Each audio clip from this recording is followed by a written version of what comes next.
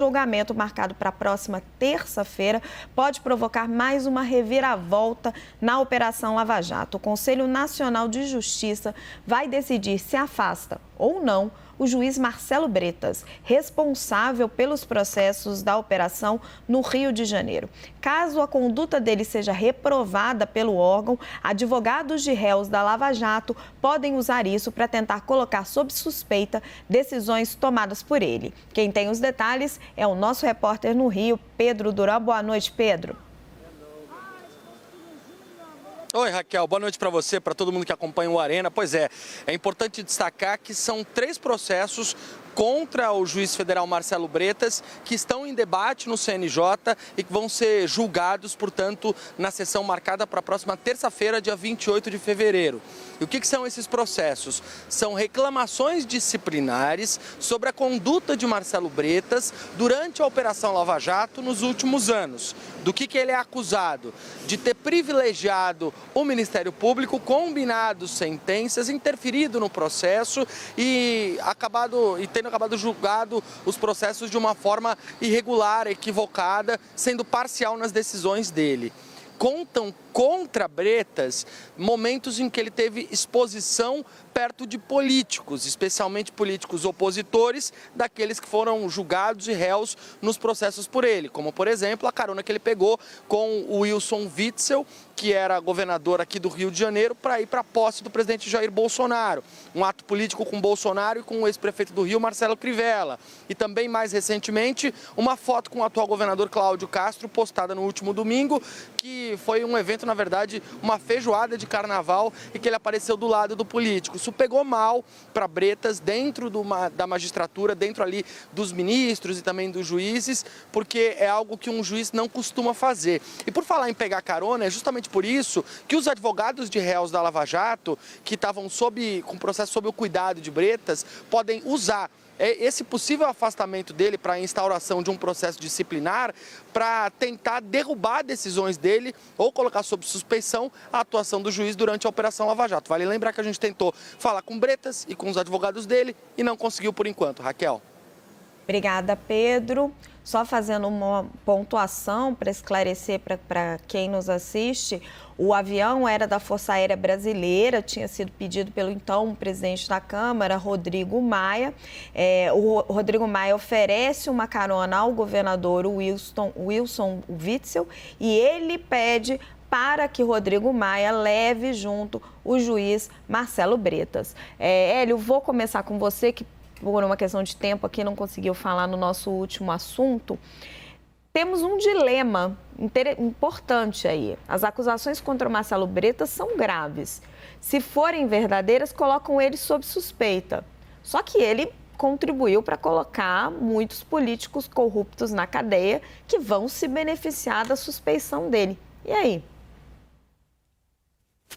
Como diz aí, no cinema, o sistema não é fácil, né? O sistema se move para bloquear quem está tentando moralizar.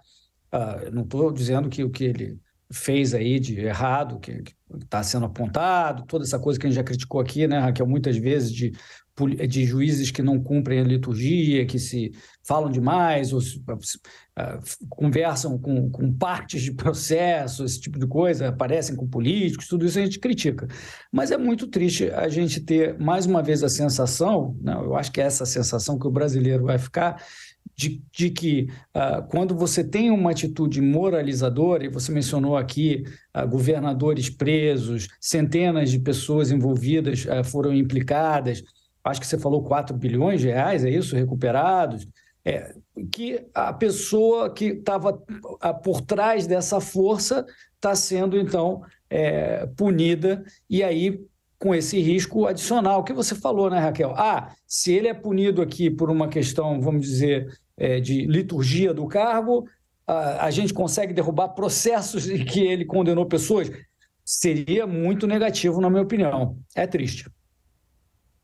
Doutora, qual que é a sua avaliação sobre esse caso, sobre essa dualidade, né? Um juiz que pode ser colocado sob suspeição, que tem coisas importantes a serem investigadas sobre ele e o que pode acontecer com os casos que ele julgou de políticos confessadamente corruptos. Olha, vamos lá, vamos partir assim do princípio. Pelo que disse na reportagem, e se isso se confirmar, eu até anotei aqui, ele combinou sentenças, interferiu nos processos, fez acordo, teve relações diretas com políticos com interesses nos processos. Então, vamos ver.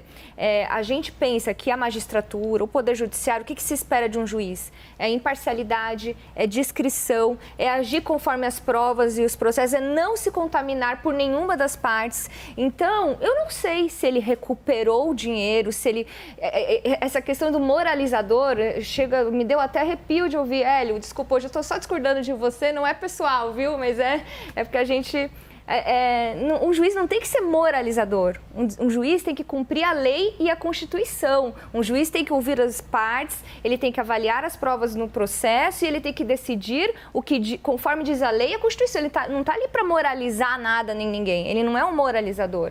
Então, se um processo é viciado porque um juiz foi corrupto, ele corrompeu o sistema de justiça, porque isso é corrupção, ele é funcionário público e ele tem que seguir, além da liturgia do cargo, ele tem que seguir a lei e a Constituição. Se ele foi corrupto, ele contaminou todo o processo é nulo.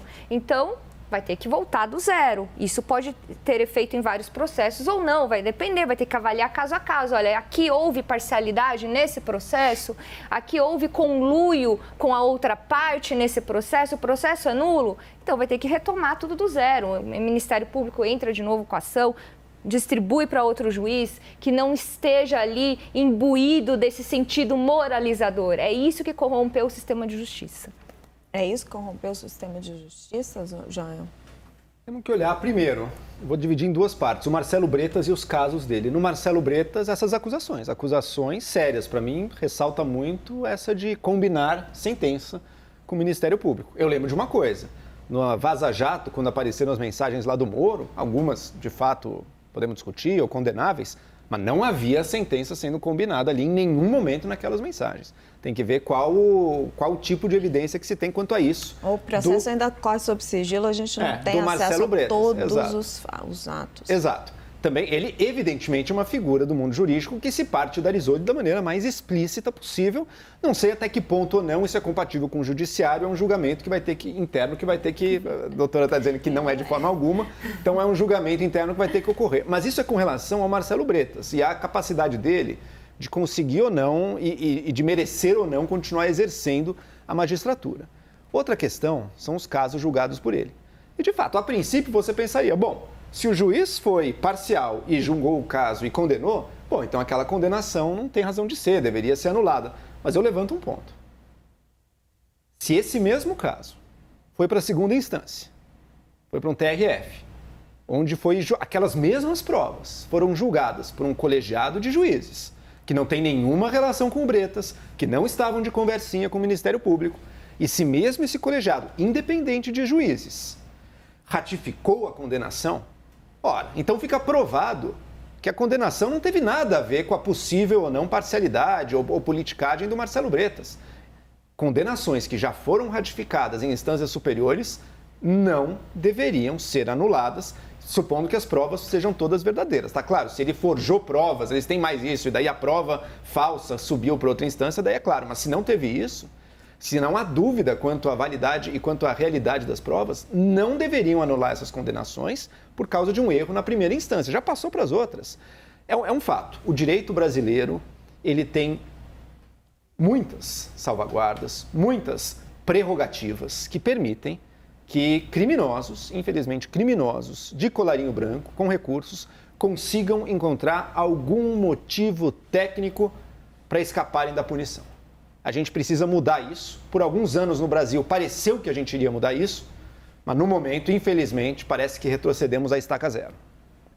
Sila. Verdade, não concordo muito com o que o Joel falou. E tem toda a questão pessoal, né, que eu acho que a gente tem um aprendizado aí com esses juízes, e a gente tem visto ainda hoje juízes que são muito exibidos, né, que vão muito para a rede social. Era o caso dele, né, que fazia muita né, pegava carona, fazia isso, fazia aquilo. Então, também para a opinião pública, quando a gente vai falar de opinião pública, acaba tendo um julgamento a eles muito mais forte de que, por que o cara estava junto ali. Mas na percepção da opinião pública, um juiz tem que ser moralizador?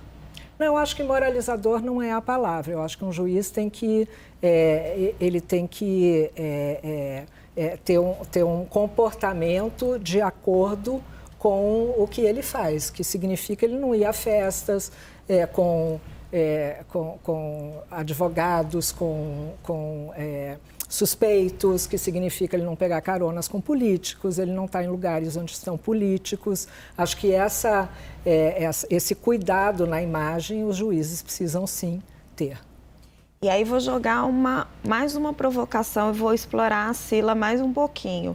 Está tendo muita comparação entre a imagem de Sérgio Moro e Alexandre de Moraes.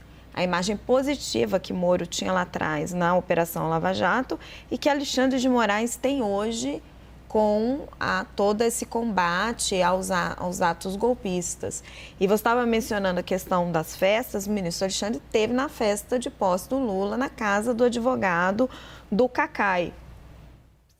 Está, de alguma forma, incorrendo, e aí vou pontuar na questão da imagem, no mesmo erro?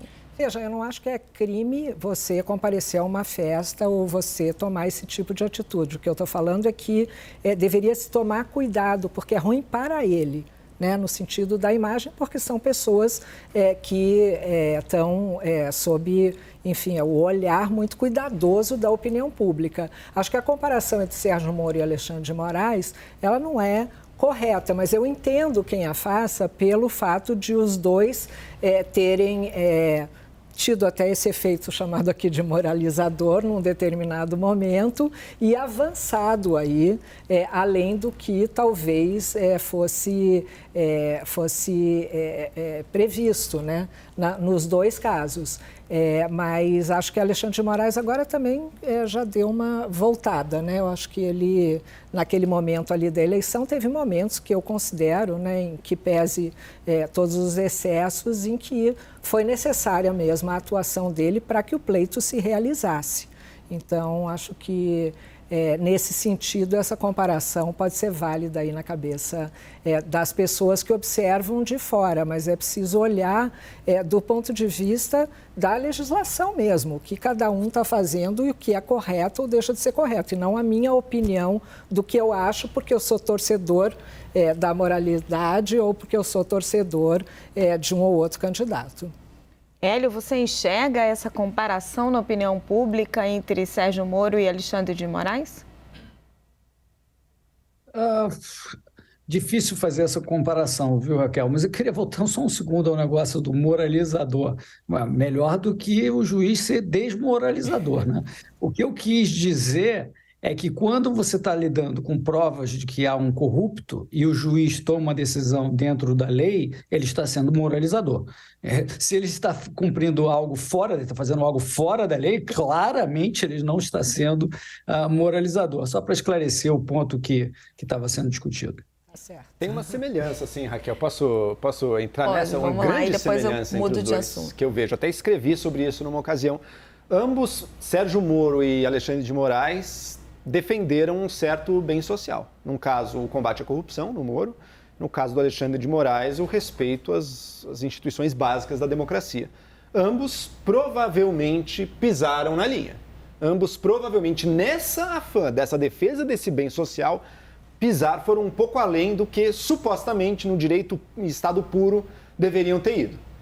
E daí fica um julgamento, que vai ser sempre um julgamento político. Valeu a pena ou não? Em geral, é curioso isso, né? Em geral, quem gosta do que o Sérgio Moro fez não gosta do que o Alexandre de Moraes fez. Exato. E vice-versa, Eu confesso que eu estou no time que vê um certo valor nos dois ali, mas estou em minoria. Posso? Agora eu vou ter que falar. Por favor, Gabriela. Agora eu vou falar. Eu acho que não tem comparação entre o Sérgio Moro e o Alexandre de Moraes, porque o Sérgio Moro, ele nitidamente, ele escolheu uma pessoa e um partido, um inimigo político que ele tinha algum tipo de aversão, então não foi um combate à corrupção, foi a tentativa de destruir o ex-presidente Lula e o partido político, e ele trouxe um dano imensurável para o país quando tirou o presidente Lula do pleito eleitoral em 2018. Isso foi o Sérgio Moro. O Alexandre de Moraes não. O Alexandre de Moraes ele está defendendo as instituições democráticas, né? Está defendendo o STF, o poder, ele está defendendo a democracia e a Constituição, e ele não tem um inimigo declarado. Não, ele está apenas na defesa e nesse momento em que as instituições estão sendo ameaçadas, é necessário que ele haja com um pouco mais, talvez, né, sob essa escusa, com um pouco mais de amplitude nas interpretações. Então, de fato, a operação... que, como bolsonarista, parecia evidente e claro que o Alexandre de Moraes estava contra o Bolsonaro, custe o que custar. Era uma percepção, assim como tem essa percepção do PT. Eu acho que, claro, tanto um quanto o outro é um ser humano, pode às vezes se deixar levar para uma coisa mais pessoal, mas eu acredito que em ambos os casos havia defesa de um bem social. E daí a gente recai num debate que a gente sempre vai ter, o da Lava Jato. Não dá para dizer... Mas o Moro foi o cara que tirou o Lula de 2018 da campanha e foi trabalhar com o Bolsonaro. Para o cara que se beneficiou com a saída do Lula. O Lula só virou ficha suja na segunda instância. Então não foi nem o Moro. Aquela comoção social que foi criada na sociedade por causa da Lava Jato. Mas não foi o Moro que tirou ele. O Lula saiu da campanha por causa da condenação na segunda instância. Um colegiado ali que não tinha nada a ver com o Moro, com a conversinha com o Deltan, nem nada disso. Mas o ponto é, talvez o Moro não gostasse do Lula, não sei, mas... Talvez. Não sei, realmente não sei. Agora, o que não dá para dizer é que foi uma operação criada para pegar o Lula. A corrupção aconteceu. Talvez o Alexandre de Moraes não goste do Bolsonaro. E o Bolsonaro vai rir, falar, é óbvio que não gosta. O Alexandre de Moraes não é que ele não gosta do Bolsonaro. O Alexandre de Moraes gosta das instituições. Ele está defendendo as instituições. Isso, a democracia brasileira, as instituições estavam sob ataque. Alguém precisava fazer. Ele fez. A corrupção estava graçando solta. Alguém precisava fazer. Agora, não. Alguém precisava fazer. A Polícia Federal fez. Não correu solta no registro. O Ministério Público fez. Aqui do Bolsonaro. E o Sérgio Moro do pastorzinho lá com a Bíblia lá cheia de ouro. Não acabou com a corrupção, mas foi um momento importante. Então tá, ele só quis tirar o Lula do pleito eleitoral para virar ministro do Bolsonaro e agora virar senador. Você acha que ele nem sabia, nem tinha conversa com o Bolsonaro lá atrás? Ele sabia o que ele queria fazer. Ele queria interromper na vontade popular. E olha que eu concordo. Foi um erro do Moro, talvez o maior erro dele, ter entrado nesse barco furado que foi esse governo. Agora, achar que lá atrás, em 2017, ele já estava isso na cabeça, desculpa, não tem nenhuma evidência para isso. É importante pontuar, né, que as investigações da Operação Lava Jato envolveram vários partidos políticos, o PP, o MDB, me ajuda aí, Sila, acho que temos... O PSDB. O PSDB, temos praticamente acabou ali, vários partidos que foram envolvidos, as diversas diretorias da estatal, cada uma delas era vendida, era colocada, era dada a um partido político que tinha o seu operador dentro da diretoria e a sua ligação com o partido político. Paulo Roberto Costa, por exemplo, que foi o primeiro delator, era ligado ao PP. Agora, o que fica para a opinião pública, tanto no caso Bretas quanto no caso Sérgio Moro, é isso, é uma noção de que a gente não tem justiça quando se trata de pessoas ricas, colarinho branco.